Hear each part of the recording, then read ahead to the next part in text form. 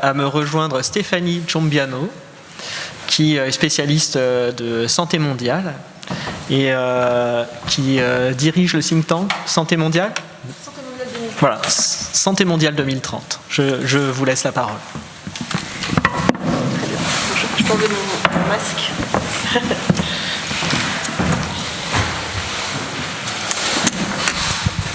Très bien, donc bonjour à tous. Donc Stéphanie Ciombiano de Santé mondiale 2030, et puis je suis aussi maître de conférence associée à la Sorbonne en sciences politiques.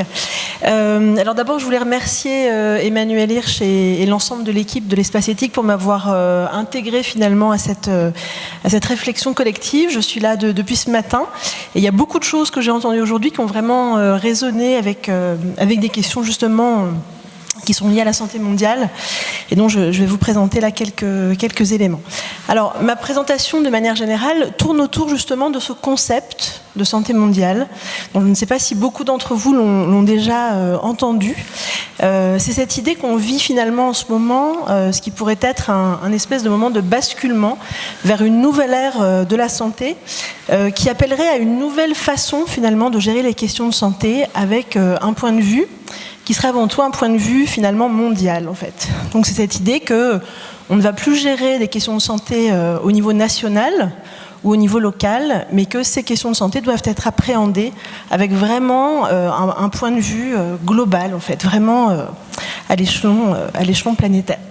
Alors de fait, cette gouvernance mondiale des questions de santé, elle existe déjà en partie. On va avoir un certain nombre d'institutions qui existent déjà, comme par exemple l'OMS, l'Organisation mondiale de la santé, qui va être une instance de régulation finalement, une instance de normes, une instance de directive au niveau international, qui va notamment s'appuyer sur le règlement sanitaire international de 2005, que vous connaissez certainement, et qui fait partie justement des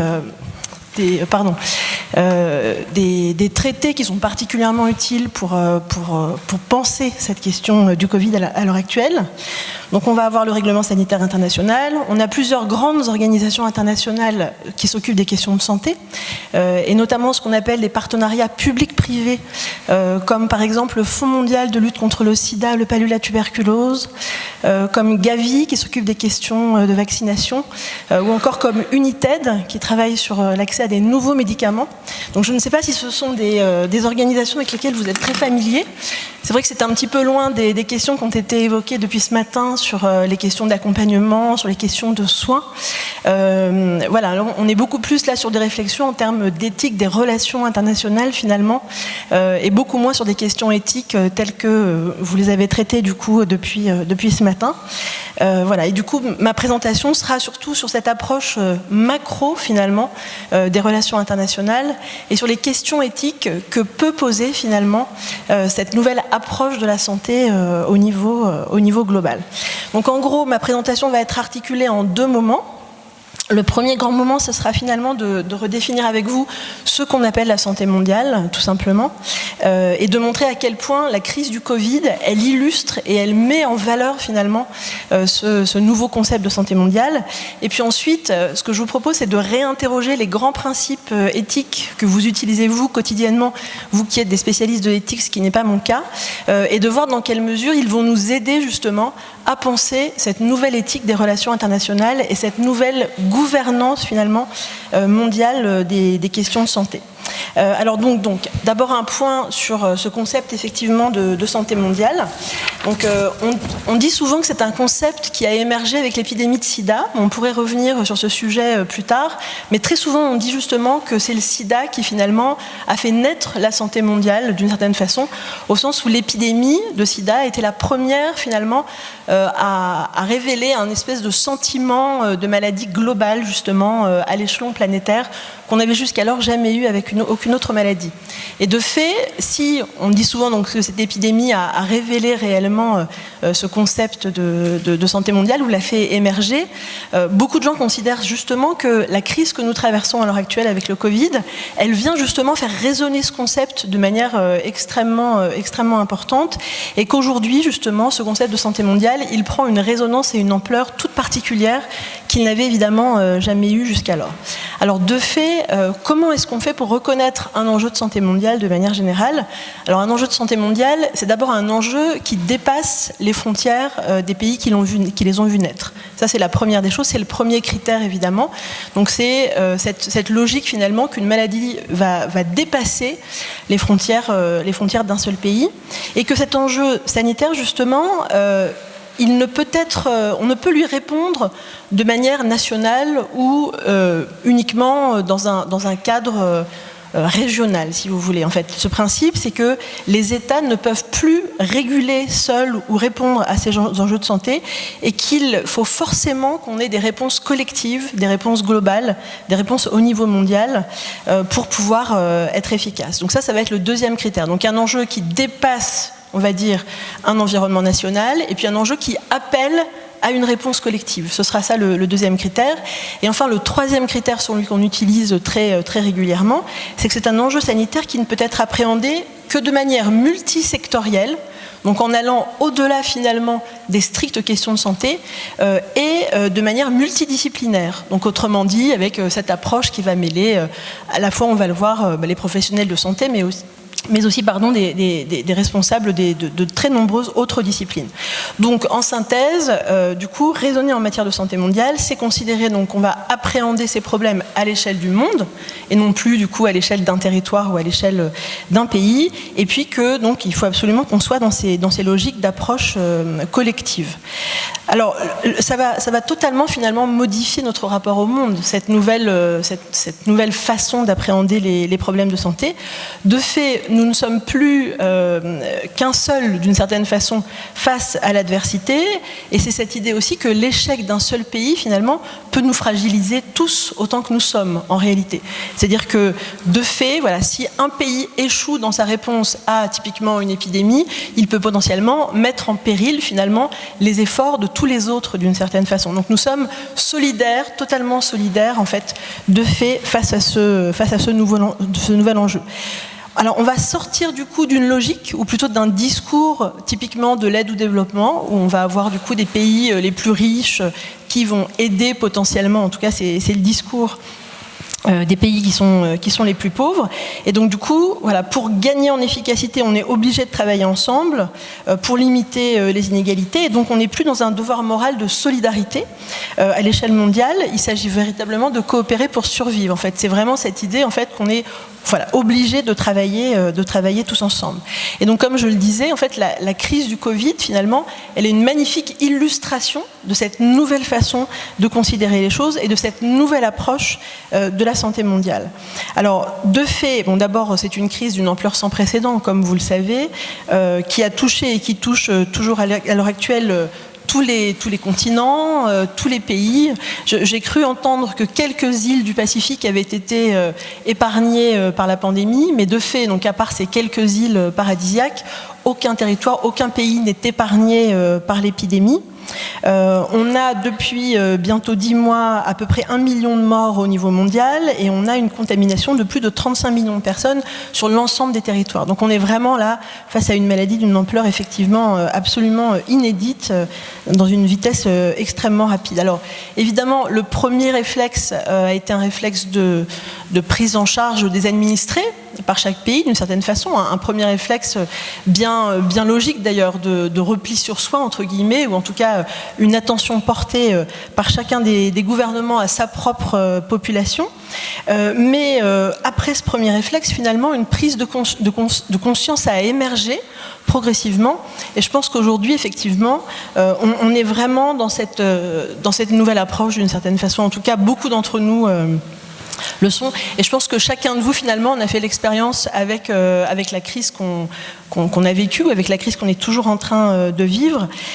Chacun de nous finalement ressent presque dans sa chair à quel point finalement les interconnexions du monde sont telles que notre santé individuelle ne dépend plus que de nous, ne dépend même plus uniquement de nos familles, de nos voisins, de nos amis, mais très clairement, finalement, on peut prendre conscience avec cette crise du fait que notre propre santé dépend aussi de la santé des populations de Kinshasa, de Stockholm, de partout, finalement, d'une certaine façon. Nous sommes comme un espèce d'énorme village, d'une certaine façon, où la maladie pourrait finalement se disperser de manière extrêmement rapide. Donc les interconnexions n'ont jamais été aussi fortes. Et surtout, ce qui est très nouveau, c'est que l'accès à l'information sur ce qui se passe aux quatre coins du monde n'a jamais été aussi important. Et ça, c'est une dimension qui est très importante aussi. De fait, il y a eu bien d'autres pandémies avant celle-ci, très clairement. Par contre, aujourd'hui, justement, ce fait d'être au courant d'une manière quasi immédiate, finalement, de manière quasi simultanée, de toutes ces informations à tous les coins du monde, finalement, ça résonne d'une manière très particulière et ça nous donne ce sentiment, finalement, d'une très grande interconnexion, finalement, d'un bout à l'autre du monde, d'une certaine façon. Donc du coup, il y a cette idée que nous ne serons en sécurité que lorsque nous le serons tous. Ça, c'est extrêmement important. Et que donc, comme je le disais, ce n'est pas un impératif moral, c'est vraiment un impératif pragmatique. Vous voyez, c'est une espèce de logique assez étonnante. Donc, voilà. Donc, vous vous souvenez que tout à l'heure, je disais qu'il y avait 3 grands critères pour définir un enjeu de santé mondiale. Le premier critère, c'était le fait que c'était un enjeu donc, qui dépassait les frontières nationales. Le deuxième, c'est que c'était un enjeu qui appelait à, justement, une démarche collective, à une réponse globale. Et le troisième critère, c'est le fait que c'est un enjeu qui appelle à une réponse multisectorielle et à une réponse multidisciplinaire. Alors, de fait, la crise du Covid, elle n'est pas seulement une crise médicale, comme vous le savez, c'est aussi, d'une certaine façon, une crise économique, une crise sociale et peut-être aussi une crise politique. Et donc, du coup, la réponse que nous devons faire à cette crise, c'est aussi une réponse totalement multisectorielle. Là, on est vraiment dans la logique des objectifs du développement durable qui vont créer un lien de manière un peu systématique, finalement, entre chacun des grands secteurs, santé, éducation, nutrition, pauvreté, etc., avec cette idée que tous ces enjeux vont être profondément liés les uns aux autres et que pour agir sur l'un d'entre eux, il faut impérativement, finalement, agir aussi sur les enjeux connexes de cet enjeu. Alors, si on prend par exemple l'exemple du Covid, de fait, donc, on sait que le changement climatique, par exemple, va être la cause principale de l'émergence de nouveaux coronavirus, comme celui typiquement du SARS-CoV. Donc, de l'autre, on sait aussi que ce Covid va avoir des conséquences importantes sur toute une série d'autres secteurs. Par exemple, des conséquences sur l'éducation. Bon, ça, on le sait, la crise a conduit, par exemple, à la fermeture d'écoles pendant 3 mois en France. Donc ça, c'est une conséquence directe, finalement, de la crise du Covid qui va impacter d'autres secteurs que le secteur de la santé. Des conséquences sur l'économie. Et donc les économistes à l'heure actuelle, par exemple, nous disent que nous vivons une période de récession mondiale absolument historique, en fait. Et donc, du coup, on a cet impact sur le plan économique.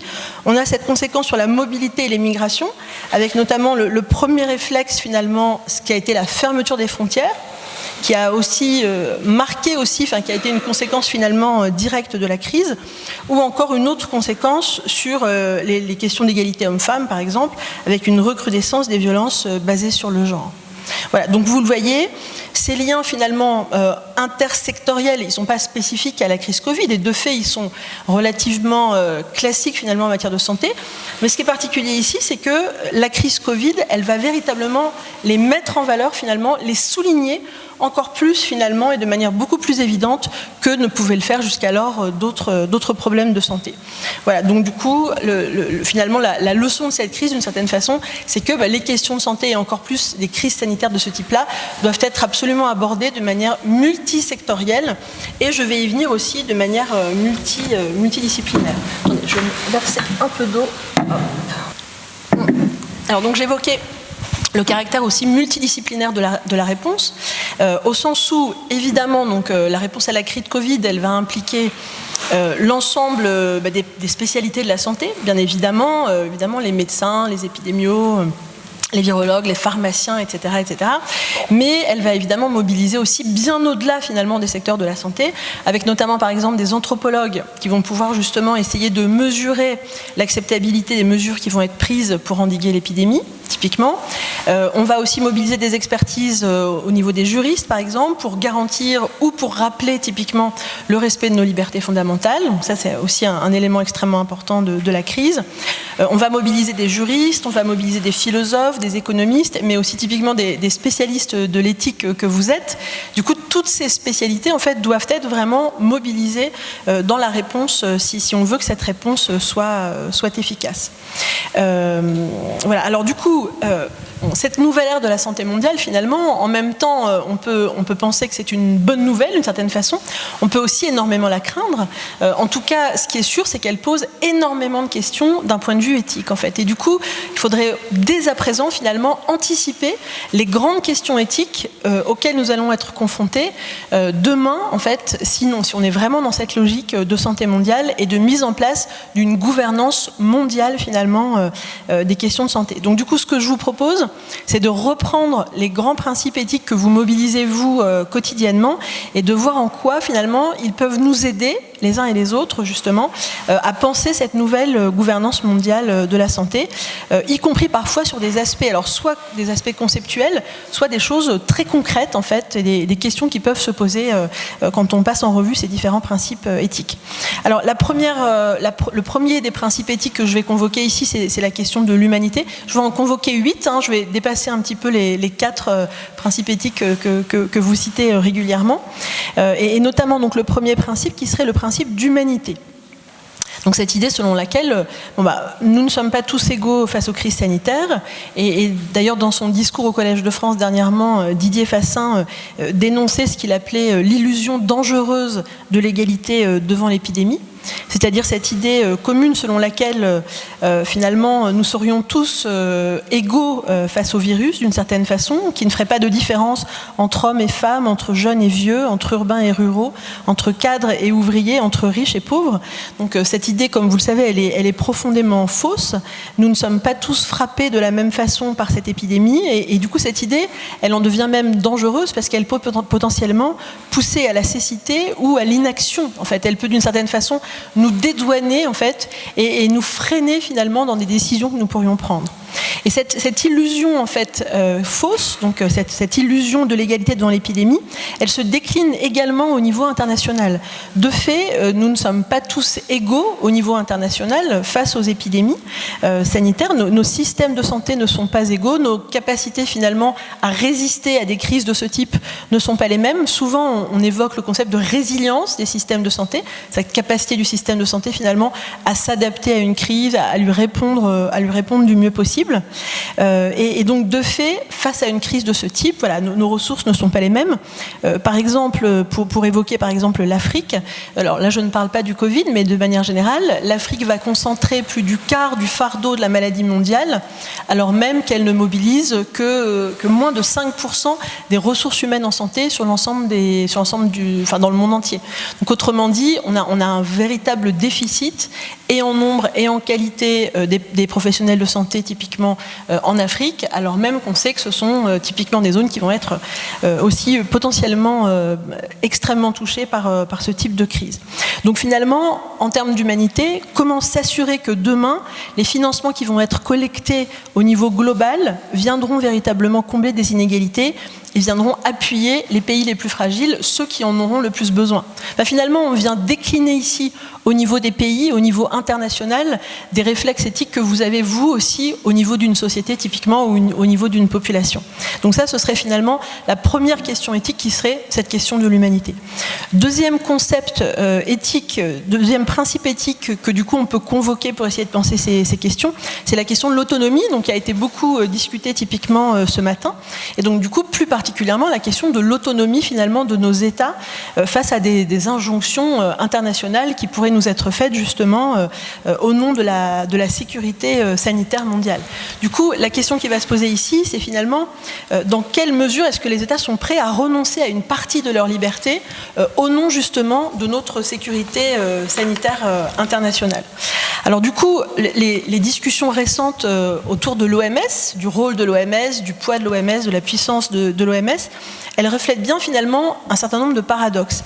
Et le fait que, de manière générale, en fait, beaucoup d'acteurs viennent appeler à un respect beaucoup plus strict du règlement sanitaire international ou à une OMS qui serait plus puissante et qui serait capable, pour le coup, d'imposer aux États non respectueux, en fait, d'être beaucoup plus finalement contraignante dans sa façon de gérer finalement les différents États.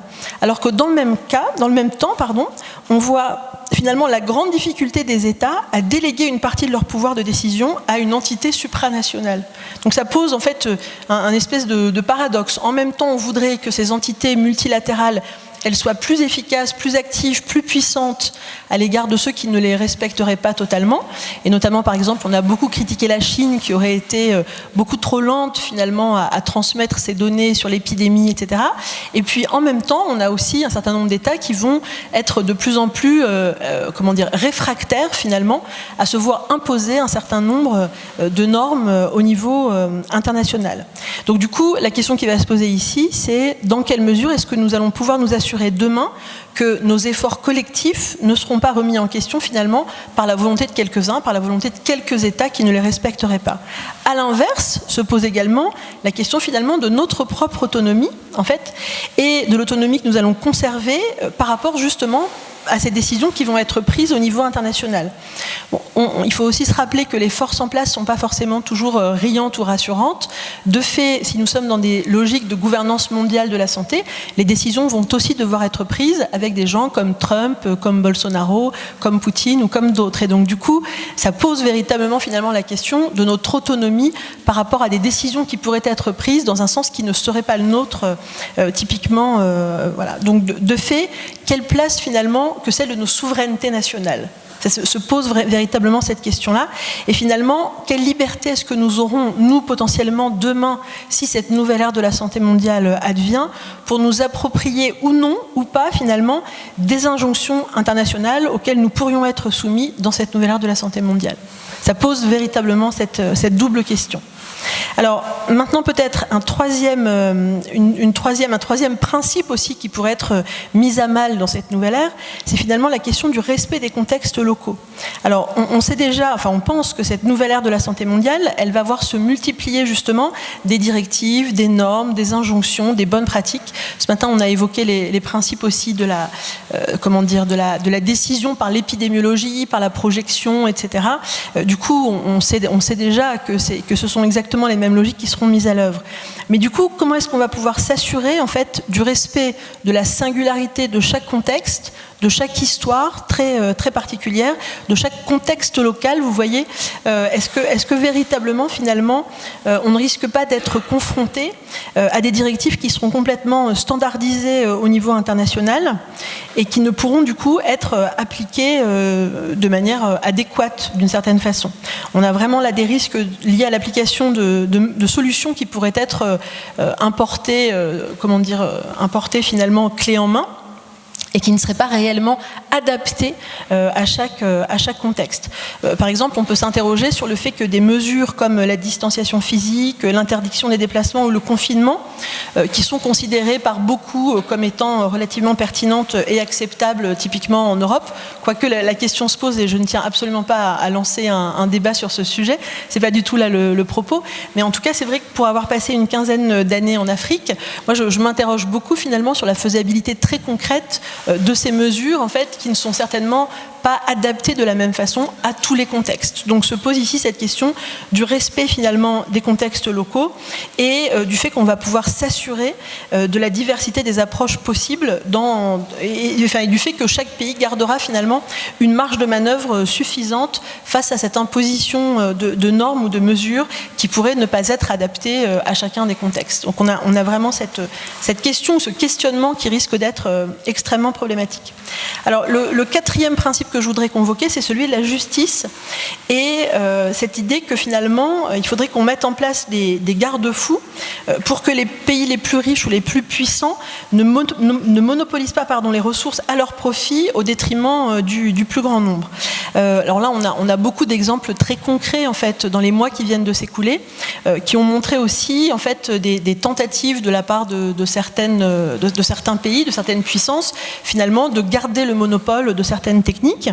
On avait par exemple une tentative américaine de s'emparer de droits d'une entreprise pharmaceutique allemande sur les questions vaccinales, dans une logique justement de garder le monopole au niveau américain et de restreindre l'utilisation du vaccin qui sortirait de ces travaux de recherche au seul territoire américain.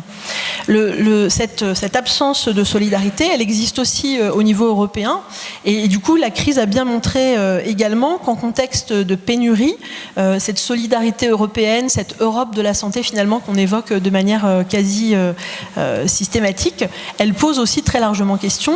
Au niveau européen, on a eu des détournements d'avions remplis de masques, typiquement. On a eu des refus de certains pays de prendre en charge des patients d'un autre pays dont les hôpitaux étaient totalement débordés. On a eu des interdictions à l'exportation de matériels médicaux sensibles tels que les respirateurs pour pouvoir les garder au niveau national. Donc tous ces éléments-là sont extrêmement sensibles et posent largement question. Alors du coup, la question qui va se poser ici, c'est comment s'assurer d'une juste répartition des produits de santé disponibles et comment s'assurer que la réponse qui sera faite priorisera véritablement les besoins les plus pressants dans un contexte de raréfaction des ressources. En fait, enfin, ça va être ça une des grandes questions finalement de cette gouvernance mondiale de la santé. Alors, cinquième principe du coup éthique qu'on peut convoquer aussi pour essayer de penser et de raisonner sur ces questions de gouvernance mondiale de la santé, c'est le principe de l'égalité en fait. Et du coup, on peut imaginer que finalement cette nouvelle approche de la santé mondiale, elle pourrait aussi changer positivement les choses et pourquoi pas construire une nouvelle éthique des relations Nord-Sud, typiquement. L'une des particularités de la crise actuelle, justement, c'est que le risque épidémique, pour une fois, n'est pas associé à un pays du Sud. À la différence, par exemple, de l'épidémie d'Ebola, où là, on avait une crise sanitaire qui, finalement, menaçait à partir du Sud, d'une certaine façon. Ici, la menace, pour le coup, elle est inversée. Elle vient, d'une certaine façon, des pays riches vers les pays pauvres. Et par ailleurs, la crise va renverser des préjugés. La crise montre bien que les systèmes de santé des pays riches ne sont pas infaillibles, que leurs capacités de production de produits de santé sont relativement limitées, que leurs populations peuvent être aussi les plus vulnérables, donc aussi potentiellement les plus contagieuses en fait. Et du coup, ça inverse d'une certaine façon le paradigme ou la façon de considérer ces questions au niveau international. Cette nouvelle configuration d'une maladie du coup qui circulerait des pays riches vers les pays les plus pauvres, est-ce que ça ne pourrait pas finalement être l'occasion de dépasser finalement les hégémonies anciennes et de sortir finalement du paternalisme de l'aide au développement? C'est-à-dire que peut-être ce moment de la santé mondiale, ce serait finalement le moment de repenser les logiques de coopération internationale sur lesquelles sont fondées les politiques internationales de manière générale, et du coup de faire la place à des logiques partenariales qui seraient toutes différentes et qui seraient véritablement équitables en fait, basées sur l'échange et la co-construction, et non plus sur un rapport finalement extrêmement inégal tel que celui qu'on connaît à l'heure actuelle. Donc ça c'est donc, le cinquième principe, le principe d'équité. Ensuite j'aborde le sixième principe qui est le principe de non-malfaisance. Attendez, je bois. Donc du coup l'idée avec ce sixième principe, ce principe de non-malfaisance, c'est de s'assurer que les avantages potentiels des mesures prises au nom finalement de la sécurité sanitaire globale, vont bien être supérieurs au risque de préjudice sur chacun de ces pays. Donc évidemment, ces logiques, elles sont justes, elles peuvent être déclinées au niveau national, mais elles peuvent aussi être déclinées au niveau international. De fait, on a vu que partout dans le monde, donc des efforts avaient été faits pour endiguer l'épidémie de Covid, mais que du coup ces efforts avaient eu des effets collatéraux sur bien d'autres problèmes de santé. Et typiquement, on va évoquer des problèmes de rupture de continuité des soins, de non prise en charge de maladies chroniques ou de problèmes d'accès aux services de santé sexuelle, typiquement. Tout cela est particulièrement vrai pour des pays du Sud qui sont jusqu'alors extrêmement peu touchés par la pandémie. Des pays dans lesquels on a mis en place effectivement des mesures de confinement, des pays dans lesquels les patients vont moins à l'hôpital justement parce que ces hôpitaux se sont réorganisés pour répondre à une crise potentielle qui n'existe pour le coup pas réellement. Mais en tout cas, ces effets collatéraux négatifs, ils existent et ils sont bien réels, y compris pour des pays qui jusqu'alors ne sont pas extrêmement touchés finalement par cette maladie. Donc du coup, comment s'assurer que ces effets collatéraux négatifs ne touchent pas également d'autres secteurs essentiels, l'éducation, l'économie, la nutrition, etc. Notamment, par exemple, la fermeture des frontières qui va fragiliser particulièrement des économies des pays les plus pauvres qui sont extrêmement dépendants des exportations de matières premières. Donc du coup, qui sont les premières touchées finalement par ces barrières qui sont mises au déplacement au niveau international. Voilà, donc cette question de la surexposition à des risques sociaux, à des risques économiques, à des risques politiques de certains pays ou de certaines populations au nom de notre sécurité sanitaire globale est évidemment très difficile à évaluer. Et du coup, ça pose forcément la question de la proportionnalité des recommandations internationales. En tout cas, il faut que cette proportionnalité, elle devienne une question centrale et qu'elle soit véritablement une des leçons qu'on devra tirer en fait de la crise actuelle pour les crises suivantes. Alors, avant-dernier principe que je voudrais convoquer ici, c'est le principe de la transparence. Là aussi, principe extrêmement important de manière générale. L'exigence de la transparence pour cette nouvelle ère de la santé mondiale, elle devra porter sur 3 choses.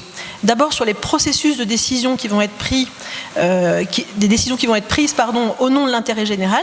Donc sur la façon dont ces décisions ont été prises, il faudra absolument qu'on soit très exigeant finalement sur ces process de décision, sur la transparence de ces process de décision. On devra être extrêmement exigeant également sur les questions de surveillance épidémiologique et sur la nécessaire transmission de données fiables à la communauté internationale. Donc on voit aussi, comme je le disais tout à l'heure, les polémiques autour de la Chine qui n'aurait pas communiqué suffisamment tôt sur les premiers cas. L'épidémie de Covid a vraiment montré le caractère absolument essentiel de la notification rapide des cas qui peuvent constituer une urgence de santé publique de portée internationale. Donc il faudra non seulement mettre en place des systèmes d'alerte qui seront opérationnels et plus opérationnels que ceux qu'on a à l'heure actuelle. Il faudra qu'on s'accorde notamment sur des indicateurs standardisés, ce qui n'est pas toujours forcément le cas à l'heure actuelle. Et puis enfin, 3e élément sur lequel il faudra qu'on soit particulièrement attentif, c'est les questions de transparence sur les politiques internationales du médicament. Tout ce qui concerne les liens avec les laboratoires pharmaceutiques, la régulation des marchés, la transparence des prix, et le fait de considérer la santé comme un bien public va nous imposer évidemment de poser des freins à l'économie de marché au nom du caractère supérieur des enjeux sanitaires. Mais ces enjeux-là, en tout cas, se poseront en haut de l'agenda international et devront être pour nous tous finalement des questions de préoccupation absolument centrales. Et puis enfin, dernier principe qu'on devra aussi convoquer demain, c'est les questions de démocratie sanitaire qu'on a déjà évoquées aussi depuis ce matin à de très nombreuses reprises. Donc on devra décliner finalement ces principes de démocratie sanitaire au niveau international. Donc comment repenser finalement les modes de représentation et de participation politique au niveau global. Ça sera évidemment un enjeu beaucoup plus compliqué d'une certaine façon. Le pilotage de l'action collective internationale, il est d'autant plus compliqué qu'il ne sera pas seulement question des États. C'est-à-dire que l'idée, ça n'est pas seulement de convoquer l'ensemble des États du monde pour prendre des décisions collectives. Dans la gouvernance mondiale de la santé, déjà à l'heure actuelle, on a bien d'autres acteurs. On a des ONG, par exemple, qui sont présentes et qui sont très présentes dans les arènes politiques internationales. On a des acteurs du secteur privé, les laboratoires pharmaceutiques, c'est une chose, mais aussi les multinationales, des banques qui sont présentes et qui participent déjà à l'heure actuelle à cette gouvernance de la santé mondiale. On a aussi des fondations, et donc là je voudrais notamment évoquer la fondation Bill et Melinda Gates, qui est un partenaire absolument essentiel en termes de santé au niveau international. Ce qui pose aussi très largement question, c'est la place du coup de ces organisations dans les décisions qui seront prises demain. Voilà, donc comment décliner nos principes de démocratie sanitaire au niveau global, ce sera un peu la grande question. Par exemple, typiquement, quel système de représentation des personnes touchées, infectées ou affectées par les maladies, quelle place pour les associations, quelle place pour la société civile de manière générale, comment pourrons-nous être représentés aussi à l'échelon global. Ça va forcément poser des questions qui vont être extrêmement compliquées. De fait, faire vivre la démocratie sanitaire, vous le savez tous, c'est déjà un grand enjeu au niveau d'un hôpital, au niveau d'une collectivité, typiquement, au niveau d'un pays tout entier. Donc vous imaginez à quel point ça va être aussi compliqué au niveau global, finalement, de faire vivre cette démocratie sanitaire qu'on appelle pourtant de nos voeux. Voilà, donc juste quelques mots en termes de conclusion, juste pour dire que le point de basculement que j'évoque ici, il n'est pas sûr à 100%, c'est-à-dire qu'on n'est pas sûr qu'on va passer dans cette nouvelle ère de la santé mondiale. Les années qui viennent peuvent aussi être des années de repli sur soi, d'une certaine façon, des années justement de montée des populismes, des années finalement où chacun des États va se recroqueviller entre guillemets pour lui-même. Voilà, la question c'est, avons-nous le choix finalement en fait de gérer ces problèmes autrement que de manière globale et de manière collective? Et du coup, peut-être qu'il faut juste essayer de le faire le mieux possible ou de la manière la moins mauvaise, d'une certaine façon, pour reprendre une terminologie qui vous est chère. Donc en trouvant des équilibres les plus justes possibles, en redéfinissant le champ de nos responsabilités individuelles au niveau global et en portant collectivement la notion d'intérêt général. Voilà. En tout cas, ce qui est sûr, c'est qu'il faudra tirer des leçons de cette crise, que finalement, elle est d'une certaine façon pour nous une répétition de ce qui pourrait être le monde de demain en termes de gouvernance mondiale de la santé. Voilà. Et j'espère vraiment que ces réflexions sur des principes éthiques qu'on doit absolument mettre au cœur de la réflexion, elle pourra permettre d'anticiper finalement les questions qui vont forcément se poser demain. Donc je pense effectivement que les questions éthiques, elles restent extrêmement importantes de manière générale, mais à mon avis, il y a tout un champ de l'éthique des relations internationales qui reste à poser, en fait, et qu'il est très important de développer, en tout cas, pour les années à venir. Voilà, je vous remercie. Merci beaucoup Stéphanie pour cette intervention. Est-ce que je vais tout de suite laisser la parole au public. Moi j'ai quelques questions que je réserve au cas où il n'y en aurait pas, mais est-ce que... Ah. Bonjour. Vous avez dit quelque chose qui jamais vous puissiez articuler. À propos du premier ou du deuxième principe, vous avez souligné les risques de normes mondiales de santé qui ne correspondent pas au contexte local. Et puis vous avez pris l'exemple de l'Afrique. Et puis, à la fin de votre propos, vous avez dit qu'il fallait une transparence mondiale et il fallait une uniformisation des normes de santé qui est nécessaire. Comment vous articulez les deux ? Alors, je me suis peut-être mal exprimée, mais du coup, dans la deuxième partie de mon propos, en fait, j'évoquais plutôt une uniformisation des données de santé. Et le fait qu'à l'heure actuelle, en fait, on a absolument besoin effectivement d'avoir des données sanitaires qui sont produites de manière très réactive, très rapide, mais surtout qui sont harmonisées en fait au niveau mondial.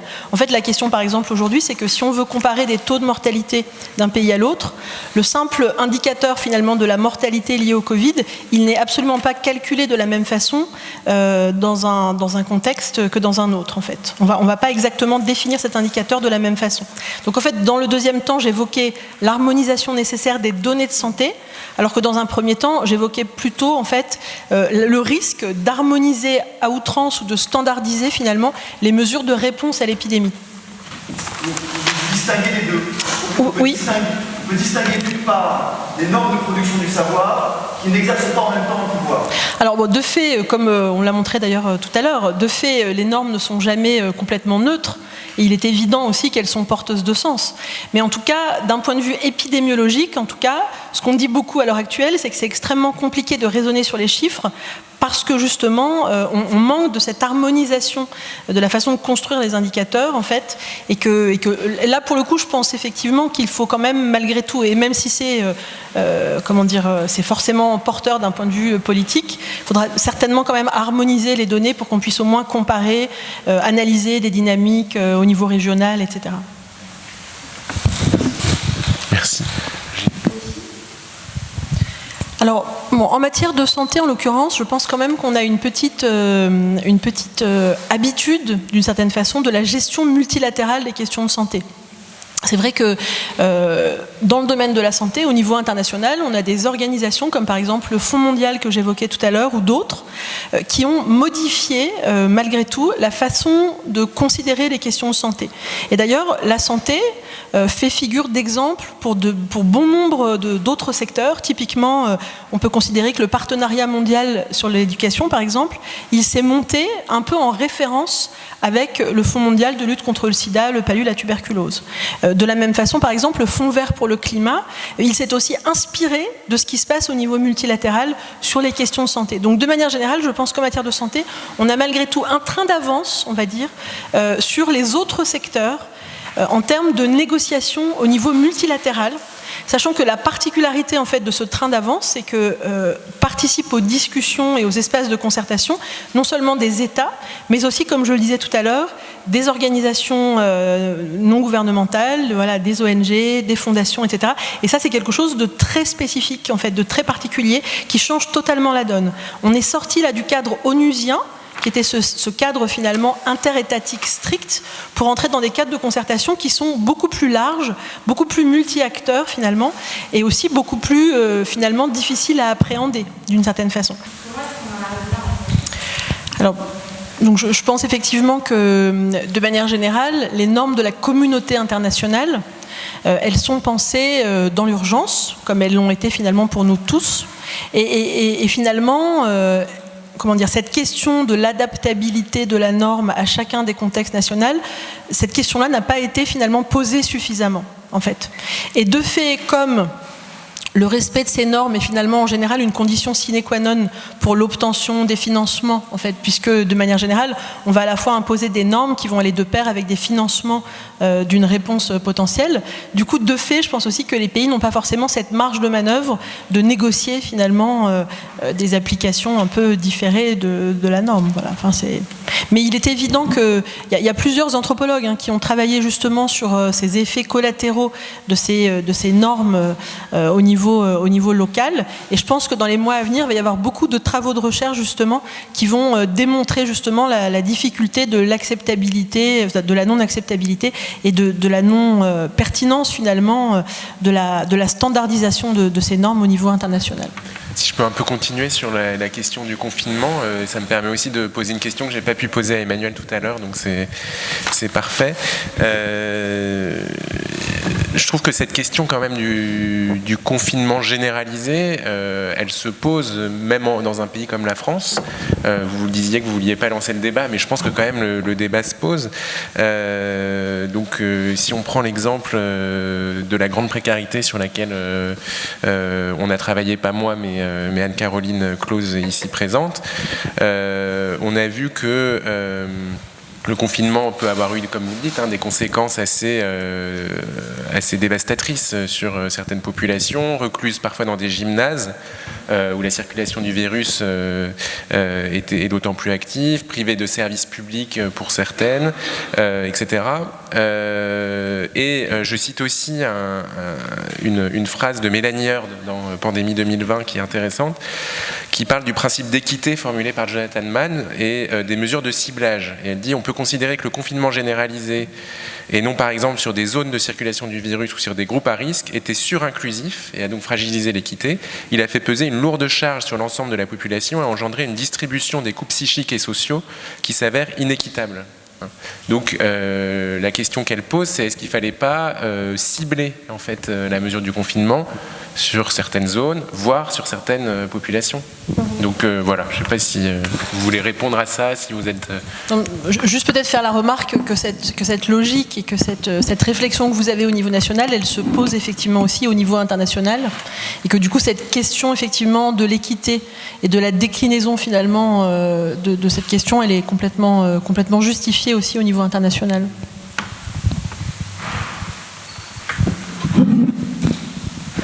Bon, on va peut-être arrêter pour cette intervention et la discussion. Merci beaucoup encore Stéphanie Ciombiano.